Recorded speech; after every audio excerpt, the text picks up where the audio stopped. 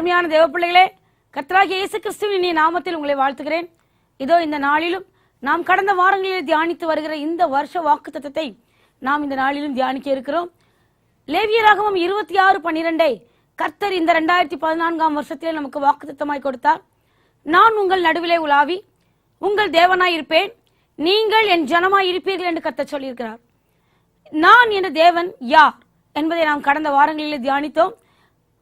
ஒரு சில நிமிடங்கள் அதை சொல்லிவிட்டு அடுத்த பகுதிக்கு இன்றைக்கு கடந்து செல்லலாம். நான் என்று சொல்கிற தேவன் முந்தினவரும் பிந்தினவரும் அல்பாவும் ஒமேகாவும் இருக்கிறவரும் இருந்தவரும் வருகிறவருமாகிய சர்வ வல்லமையுள்ள தேவன் என்பதை தியானித்தோம். இந்த தேவன் தான் வெளிச்சம் உண்டாக கடவுது என்று சொன்னார். ஆதியிலே வானத்தையும் பூமியையும் சிருஷ்டித்த இந்த தேவன் தான் இருந்தவர்.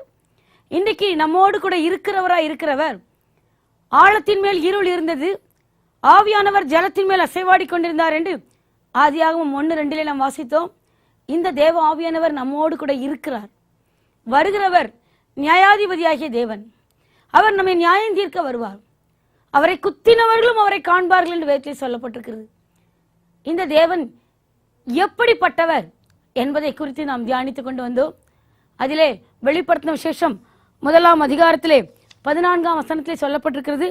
அவருடைய சிரசும் மயிரும் வெண் பஞ்சை போலவும் உறைந்த மலையை போலவும் வெண்மையாக இருந்தது.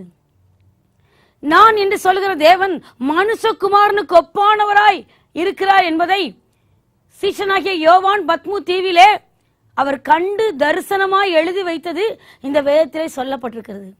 அவருடைய சிரசும் மயிரும் வெண்மை என்பதற்கு பரிசுத்தத்தை குறிக்கிறது.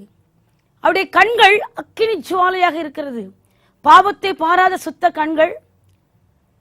பரிசுத்தமுள்ள தேவன் இந்த நாட்களிலே நம் மத்தியில் அசைவாடுகிறவர்.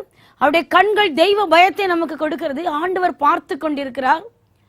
மூன்றாவதாக நாம் பார்த்தோம், அவருடைய பாதங்கள் உலைக்களத்திலே காய்ந்த பிரகாசமான வெண்கலம் போல் இருக்கிறது. அந்த பாதத்திலே நாம் விழுந்து நம்முடைய பிரச்சனைகளை சொல்லுவோம் என்றால் எல்லாவற்றுக்கும் ஒரு விடுதலை உண்டு. அப்ப நம் நடுவிலே உலாவுடைய பாதங்களை பார்த்தோம். இந்த நாளிலே தேவ பிள்ளைகளே, வெளிப்படுத்தின விசேஷம் 1 அதிகாரம் 15 வசனத்திலே சொல்லப்பட்டிருக்கிறது. அந்த பின் பகுதி, அவருடைய சத்தம் பெரு வெள்ளத்து இரைச்சலை போல் இருக்கிறது. பெரு வெள்ளத்து இரைச்சல். இந்த நாளிலே ஆவியானவர் நம் மத்தியில் அசைவாடி கொண்டிருந்து சொல்கிறது, அவருடைய சத்தம் பெரு வெள்ளத்து இரைச்சல். என் நடுவிலே உலாவுகிற தேவனுடைய சத்தம் எப்படி இருக்கும்? இன்றைக்கு நம்முடைய தேவன் யார் என்பதே மற்றவருக்கு தெரியல. ஆராதிக்கிற நமக்கே சரியாக புரியல. சத்தம் பெரு வெள்ளத்து இரைச்சல். அருமையான தேவ பிள்ளைகளே, ஊர் பகுதியிலே ஆற்றங்கரையிலே இருக்கிறவர்களுக்கு தெரியும், நைட்ல திடீர்னு தெரியும், சத்தத்தை போல ஓன்னு ஒரு இரைச்சல். இரைச்சலோடு அந்த சத்தம் வரும். பெரு வெள்ளத்து இரைச்சலை போல் இருக்கிறது. எசேக்கியேலே சொல்லப்பட்டிருக்கிறது. எசேக்கியேல் 43 அதிகாரம் 2 வசனத்திலே சொல்லப்பட்டிருக்கிறது, ராணுவத்துக்கு சத்தத்துக்கு இரைச்சலுக்கு ஒத்த ஆரவாரத்தின் சத்தம். ராணுவத்திலே ஒரு போர் நடக்கும் பொழுது அந்த ராணுவத்தின் இரைச்சலுக்கு ஒத்த ஒரு ஆரவாரத்தின் சத்தம் நம்முடைய தேவனாகிய கர்த்தருடைய சத்தம். இதை எசேக்கியா தீர்க்கதரிசி கேட்கிறார். அருமையான தேவ பிள்ளைகள், இந்த நாட்களில் ஆண்டவர் நம்மிடத்தில் சொல்கிற ஒரு பெரிய காரியம், இந்த சத்தத்தை கேட்கும்படி நம்முடைய காதுகள் திறக்கப்பட்டிருக்குதா. வேதத்தில் அதிக இடங்களில் சொல்லப்பட்டிருக்கு, காதுள்ளவன் கேட்க கடவன், காதுள்ளவன் கேட்க கடவன். கர்த்தருடைய சத்தம் பெருவெள்ளத்து இரைச்சலை போல வருகிறது. இந்த சத்தத்தை நாம் கேட்போம் என்றால் இந்த சத்தம் நம்மை பல தடவைகளிலே சரியாக வழியிலே போவதற்கு வழி நடத்தும் தேவ பிள்ளைகளே.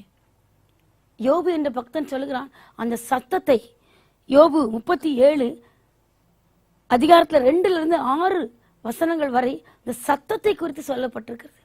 அதிலே 4 வசனத்தில் சொல்லப்பட்டிருக்கிறது, சத்தத்தை தவிர்க்க முடியாது. தேவ சத்தத்தை நாம் கேட்கிறவர்களாய் நாம் இருக்கிறோமா? ரட்சிப்பு என்பது முதலாவது அந்த சத்தத்தை கேட்டாதாங்க வரும். கிறிஸ்தவ குடும்பத்தில் பிறக்கிறதுனால ரட்சிப்பு வராது. கிறிஸ்தவ பேரை வச்சு பிள்ளைகளை பிரதிஷ்டை பண்ணுவாங்க, இல்ல குழந்தை ஞானஸ்தானம் கொடுக்கறாங்க. எவன் ஒருவன் எவ்வளவு ஒருத்தி கர்த்தருடைய சத்தத்தை கேட்டு தன்னுடைய பழைய வாழ்க்கையிலிருந்து புதிய வாழ்க்கைக்கு திரும்புகிறார்களோ, வேதத்தின்படி நடக்க தங்களை ஒப்புக் கொடுக்கிறார்களோ, அப்பொழுதுதான் ரட்சிப்பு உண்டாகிறது. அந்த சத்தம் மிகவும் அவசியம். இந்த சத்தம் தவிர்க்க முடியாதது. அருமையான தேவ பிள்ளைகளே, யோபு 37:6 சொல்லப்பட்டிருக்கிறது, அவர் மழையையும் கல்மலைக்கும் அவர் கட்டளையிடுகிறார் பூமியின் மேல் பெய்யும்படி. இந்த தேவன் கட்டளையிட வேண்டும், அவர் சொல்ல ஆகும், அவர் கட்டளையிட நிற்கும் என்று சங்கீதத்திலே சொல்லப்பட்டிருக்கிறது. அந்த சொல்ல ஆகும் அருமையான ராஜாதி ராஜா நம் மத்தியிலே உலாவிக் கொண்டிருக்கிறார். உன் பிரச்சனைகள் என்ன, உன் பாடுகள் என்ன அவருக்கு தெரியும். அவர் சொன்னா போதும், ஒரு வார்த்தை சொன்னா போதும், அது சரியாயிடும். அது இல்ல, அந்த பிரச்சனைகள் இல்ல. பெருவெள்ளத்து இரைச்சல் போன சத்தமுடைய தேவன் கட்டளையிடுவார். வியாதிகளுக்கு கட்டளையிடுவார். உன் வேதனைக்கு ஒரு முடிவுக்கு அவர் கட்டளையிடுவார். இந்த நாளில தேவ பிள்ளைகளே, அந்த பெருவெள்ளத்து இரைச்சலை போன்ற சத்தமுடையவர் நம் மத்தியிலே உலாவிக் கொண்டிருக்கிறார். அருமையான தேவ பிள்ளைகளே, என் வாழ்க்கையிலே இந்த சத்தத்தை நான் கேட்ட நாட்கள் உண்டு. இந்த சத்தம் என்னை அதிக தடவைகளிலே வழி நடத்தியிருக்கிறது. எத்தனை தடவைகளிலே ஆவியானுடைய சத்தத்தை நான் கேட்டிருக்கிறேன். 88ஆம் வருஷத்திலே என் வாழ்க்கையில் ஒரு பெரிய பிரச்சனை வந்தது. சென்னை பட்டணத்தில் எனக்கு ஒரு வேலை கிடைத்தது. வேலைக்கு நான் வர வேண்டும் என்று விரும்பினேன். எங்கள் வீட்டிலோ விடுவதாக இல்லை. ஆனால் நான் ஆசைப்பட்டேன், ஆண்டவரே எனக்கு எப்படியாயிலும் நான் மெட்ராஸ்க்கு போய் வேலைக்கு போகணும். எனக்கு ஒரு வேலை வந்திருக்க, நான் வேலை பார்க்கணும்னு ஆசைப்பட்டேன். அப்போ ஆண்டவருடைய சமூகத்தில் கேட்டேன், நீங்க தான் செய்யணும் ஆண்டவரே, நீங்க தான் எங்க அப்பாட்ட பேசணும், நீங்க தான் எங்க அப்பாட்ட சொல்லணும். அப்போ என் காதிலே ஒரு சத்தம் கேட்டது.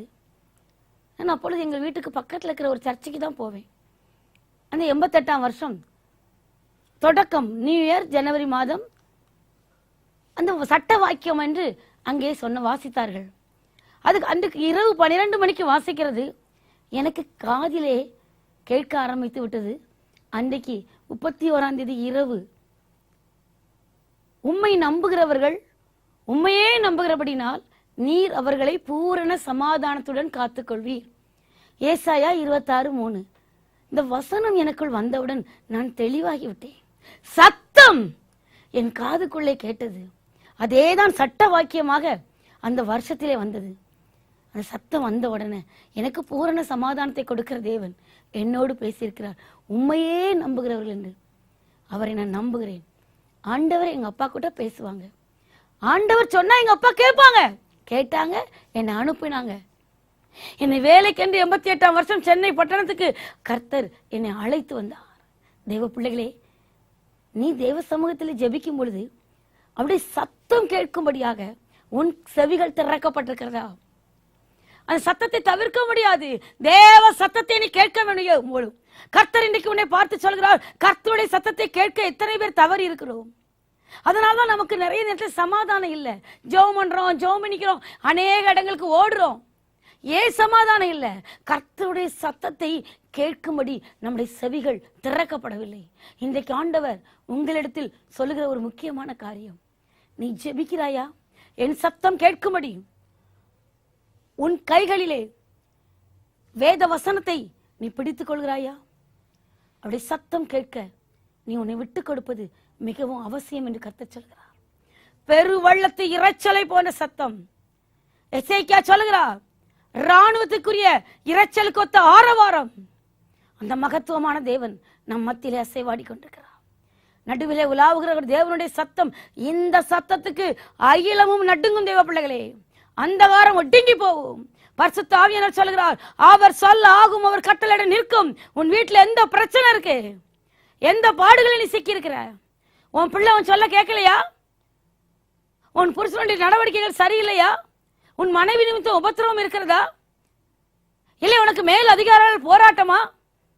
பெருவெள்ளத்து இரைச்சலை போன்ற சத்தமுடைய இந்த சர்வ வல்லமையுள்ள தேவன் நம் நடுவிலே உலாவிக் கொண்டிருக்கிறார். அவர்தான் உன் தேவன். அவருடைய ஜனமாக நீ இருக்கிறாய். உனக்காக அவர் கட்டளையிட கடந்து வர ரெடியாக இருக்கிறார். அவர் சத்தத்துக்கு செவி கொடுக்கிற ஜனமாக நீ இருக்கிறாயா? அருமையான தேவ பிள்ளைகளே, தானியேல் 10:6 சொல்லப்பட்டிருக்கிறது, ஜனக்கூட்டத்தின் ஆரவாரத்தை போன்ற ஒரு சத்தம். பெரிய சத்தம் கேட்கும் பொழுது எல்லாம் நடுங்கும். தேவ பிள்ளைகளே, நம் தேவனாகிய கர்த்தர் இன்றைக்கு உங்களிடத்திலும் என்னிடத்திலும் சொல்கிறார், இந்த சத்தம் ஒரு நாளும் குறைந்து போகாது. சத்தத்தை கேட்கும்படி, உனக்காக பேசுவதற்கு ஆண்டவரின் சத்தத்தை கேட்கும்படி நீ ஜெபம் பண்ண உன் முழங்கால்களை முடக்கு. கர்த்தர் உன்னோடு பேச, அவர் விரும்புகிறபடி வாழ்வதற்கு நீ உன்னை விட்டு கொடுப்பாய் என்றால், கர்த்தர் இந்த நாளிலே உன்னிடத்தில் சொல்லுகிற ஒரு பெரிய காரியம், பெரு வெள்ளத்தை இரைச்சல் போன சத்தமுடைய தேவன், சர்வ வல்லமையுள்ள தேவன் உன் பிரச்சனைகள் மாறும்படி இப்பொழுது கட்டளையிட வருகிறார். நீங்கள் வீடுகளில் இருக்கலாம், இல்லை நீங்கள் எங்கே இருந்தாலும் பார்த்து கொண்டிருக்கலாம். இப்பொழுது ஒரு நிமிடம் கண்களை நாம் மூடுவோமா? தேவ சமூகத்திலே, ஆண்டவரே நான் வந்திருக்கிறேன் அப்பா, என் தகப்பனே, நான் ரட்சிப்படைந்திருக்கிறேனா? அநேகருக்கு தெரியலை. கர்த்தருடைய சத்தம் கேட்கிறவர்கள் தான் தங்களுடைய பழைய பாவ வாழ்க்கையிலிருந்து விடுதலையாகி ரட்சிப்புக்குள் வர முடியும். அந்த மகத்துவமான தேவன் இன்றைக்கு உங்கள் நடுவிலே உலாவுகிறார். நம் நடுவிலே உலாவுகிற தேவன் யார் என்பதை குறித்து நாம் தியானித்தோம். அவர் எப்படிப்பட்டவராய் இருக்கிறதிலே ஒரு குறிப்பை இன்றைய நாளிலே எடுத்திருக்கிறோம். அவருடைய சத்தம் பெரு வெள்ளத்து இரைச்சல் போலது. அது ஆரவாரம் உடையது, இராணுவத்தின் இரைச்சலுக்கு ஒத்த ஆரவாரம் உடையது. ஜனத்தினுடைய ஆரவாரத்தை போல இருக்கிறதை தானியேல் கேட்கிறார். யோபு சொல்கிறார், அந்த சத்தத்தை கேட்பதற்கு தவிர்க்க முடியாது. அந்த சத்தம் கேட்கிறவர்கள் அதற்கு கீழ்ப்படிவார்கள். அந்த மகத்துவமான தேவன் தான் மழைக்கும் கல்மழைக்கும் அவர் கட்டளையிடுகிறார், பூமியின் மேல் பெய்யும்படி. அந்த கட்டளையிடுகிற தேவன் நம் மத்தியில் அசைவாடுகிறார். நாம் கண்களை மூடுவோமா? நான் உங்கள் நடுவிலே உலாவி உங்கள் தேவனாயிருப்பேன், நீங்கள் என் ஜனமாயிருப்பீர்கள் என்று சொன்ன தேவன் நம் மத்தியில் அசைவாடி கொண்டிருக்கிறார். என் நடுவிலே உலாவுகிற தேவன் பெரு வெள்ளத்து சத்தம் உடையவர். உன் செவிகள் திறக்கப்பட்டிருக்கிறதா? கர்த்தருடைய கரம் இந்த மத்தியில் அசைவாடி கொண்டிருக்கிறது. உன்னை வேதனைப்படுத்துகிற காரியங்கள், உன்னை கஷ்டப்படுத்துகிற காரியங்கள், அந்த மகத்துவமான தேவன் நம் மத்தியில் இப்பொழுது அசைவாடுகிறதை நான் பார்க்கிறேன். ஆண்டவரிடத்தில் சொல்லுங்கள், ஆண்டவரே, நீர் விரும்புகிறபடி வாழ்வதற்கு என் செவிகள் திறக்கப்படட்டும். உம்முடைய சத்தத்தை நான் கேட்கணும். பெரு வெள்ளத்து இரைச்சல் போன்ற சத்தம். எப்பொழுது வெள்ளம் வரும் என்று தெரியாது. அந்த சத்தம், அருமையான தேவ பிள்ளைகளே, அதுதான் நமக்கு ஒரு ஆயத்தம். வெள்ளத்தின் இரைச்சல் போன்ற சத்தத்தை கேட்கும் பொழுது ஜனங்கள் ஆயத்தமாவார்கள். ஆற்று பகுதிகளில் இருக்கிறவர்கள் வெள்ளம் வருகிறது என்று அவர்கள் தங்களை பாதுகாத்துக் கொள்ள சரி பண்ணிக் கொள்வார்கள். ஆவியானவர் இந்த நாளிலே உன் மத்தியிலே அசைவாடி கொண்டிருக்கிறார். கட்டளையிடுகிற சத்தம் அவர் சொல்ல ஆகும். இந்த உலகத்தின் சர்வ வல்லமையுள்ள தேவன், இதோ நடுவிலே உலாவுகிற கர்த்தர், உனக்காக யாவையும் செய்கிற தேவன் என்று சொல்கிறவர், மகத்துவமான ராஜா வந்திருக்கிறார். சத்தத்தை கேட்கும்படி நீ உன் செவிகளை திறந்து கொடு. நீ திறந்து கொடுக்கும் பொழுது பரிசுத்தமுள்ள தேவன் அங்கே கடந்து வருவார். உன்னை அலக்களிக்கிற அந்த காரத்தின் கிரியைகள் அகன்று ஓடும். அந்த வியாதியின் கூறு ஒளியும். உன் தேவைகள் சந்திக்கப்படும். அவர் சொல்ல ஆகும். அவர் கட்டளையிட நிற்கும். மகிமையின் தேவன், மகத்துவமானவர் நம் மத்தியிலே அசைவாடுகிறார். நீதி நிறைந்த கர்த்தருடைய சமூகத்திலே நம்மை முற்றிலுமாய் தாழ்த்துவோமா? அன்பு தகப்பனே, இதோ இந்த வேளையிலே ஆண்டவரே, எங்கள் நடுவிலே உலாவுகிற தேவனை குறித்து நாங்கள் தியானித்துக் கொண்டிருந்தோம். நீர் யார் என்பதை குறித்து நாங்கள் தியானித்தோம். நீர் எப்படிப்பட்டவர் என்பதையும் தியானித்துக் கொண்டிருக்கிறோம் ஐயா. அப்பா, இந்த வேளையிலும் ஆண்டவரே, இதோ இந்த வேளையிலும் ஆண்டவர் இந்த டிவி பெட்டிக்கு முன்பாக இருந்து சத்தியத்தை கேட்கிற நம்முடைய பிள்ளைகள் யாராயிருந்தாலும் கர்த்தருடைய கரம் இறங்கட்டும். எங்கள் நடுவிலே உலாவுவேன் என்று சொன்ன தேவனே, அவர்கள் வீடுகளுக்குள்ளே கடந்து போங்க. அவர்கள் நடுவிலே உலாவுங்க. அவர்கள் போகிற இடங்களில் எல்லாம் தேவ கரத்தை மற்றவர்கள் காணட்டும். பெரு வெள்ளத்து இரைச்சலை போன்ற சத்தமுடைய தேவன் எங்கள் மத்தியில் அசைவாடுகிறார்கள். உடைய கரங்களில் ஒப்பு கொடுத்து செபிக்கிறோம். கர்த்தர் தாமே கூட இருந்து உடைய பிள்ளைகளை ஆசீர்வதித்து இயேசுவின் நாமத்தில் கட்டுண்ட பிள்ளைகளை கட்டவிழ்த்து விடுவீராக. ஜீவனில் தேவ கரங்களை ஒப்பு கொடுத்து ஜெபிக்கிறோம் நல்ல பிதாவே. ஆமென்.